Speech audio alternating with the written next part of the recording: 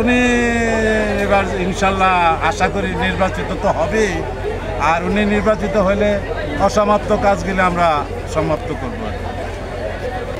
বিসমিল্লাহির রহমানির রহিম।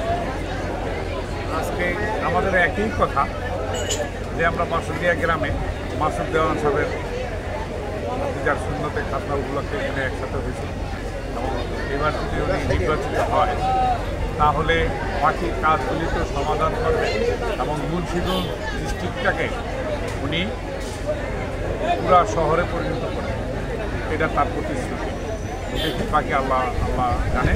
ওনার আল্লাহ হায়দারাজ এই দোয়া করে এবং আপনারা দোয়া করবেন এবং এই দেশের মানুষের কাছেও তার জন্য দোয়া চাইব, আল্লাহ যেন পারে সুসাহস সুন্দর ভালো রাখে এবং নেখায় দান করে। আমি ইনশাল্লাহ ওনার কোনো তুলনা নাই। মিজানুর রহমান ছিলেন মিজানুর রহমান, ওনার সারা কোনো তুলনা নাই।